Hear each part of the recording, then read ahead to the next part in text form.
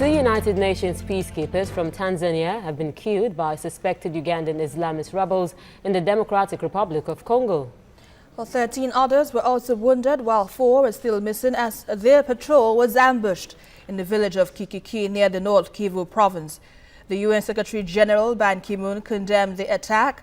The ambush was the second attack on U.S. forces in the area in 48 hours. A MONUSCO helicopter carrying the mission's military chief was fired upon by unidentified gunmen on Monday. Well, the media and security consultant David Smith is online to discuss this latest development. Good to have you on the news at this time, David. Now, what do you make of these attacks on the UN forces and, of course, its likely implications? Well, nice to be here again. Of course, it's horrible that these attacks continue. And one of the reasons that the ADF, this Ugandan group of rebels, is managing to get away with this sort of thing at the moment is because the normal partnership between the UN troops of MONUSCO, notably the Force Intervention Brigade, and the Congolese army is not working. They've had a falling out over the past few weeks, mainly over the way in which the Congolese army has been dealing with another rebel group known as the FDLR, a group of predominantly Hutu rebels, partially from Rwanda. And because they're working at odds with each other, the Congolese army and MONUSCO, they're not being as efficient as they should. And it should be noted that these 2 Tanzanian peacekeepers who were killed are part of a special crack team that belongs to MONUSCO called the Force Intervention Brigade. This is a relatively new group of military fighters that come from Tanzania, Malawi, and South Africa.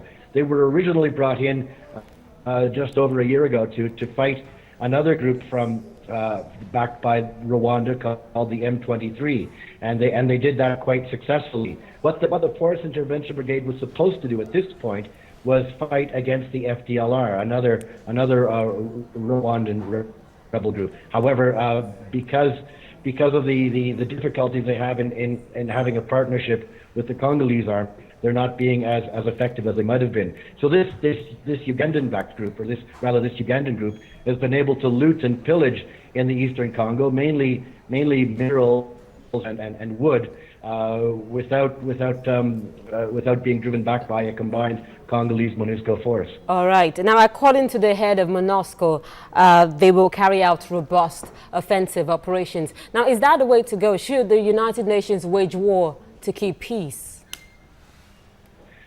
Well, that's what the Force Intervention Brigade was set up for in the first place, because traditional peacekeeping wasn't really working. The MONUSCO has what is known as the strongest type of peacekeeping mandate, a Chapter 7 mandate, which allows the peacekeepers to actually use force if attacked. The Force Intervention Brigade goes a step beyond that. It allows the peacekeepers who belong to that particular force not to wait to be attacked, but to take aggressive action.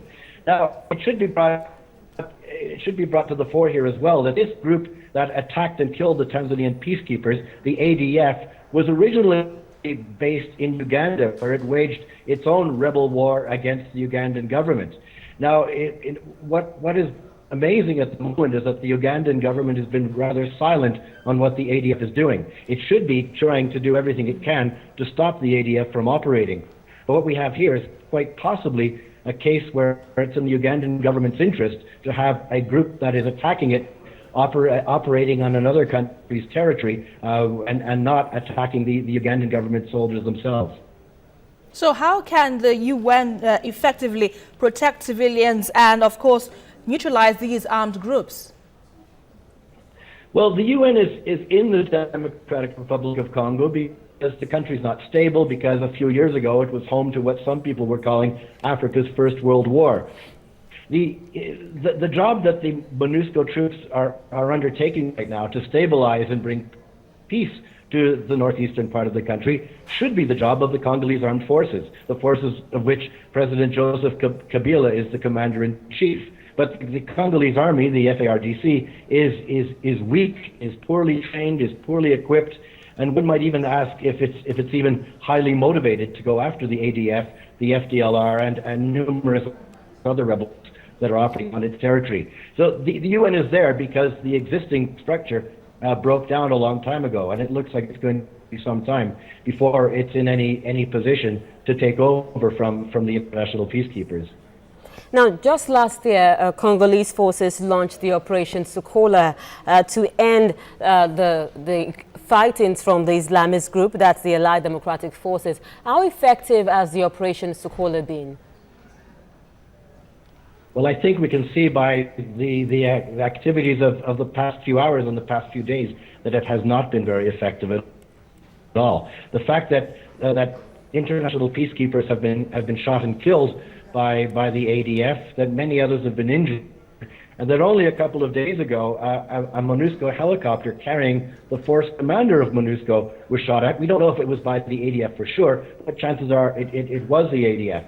And even if it wasn't, if the FARDC was doing its job, that is, if the National Army of the Democratic Republic of Congo was doing its job, these rebels, which is at most perhaps 500 and at least perhaps 50, they should have been driven out of the Congo long ago and across the lake, across the border into Uganda. That hasn't happened. All right, David Smith, thanks a lot for sharing your thoughts with us on TVC News at this time.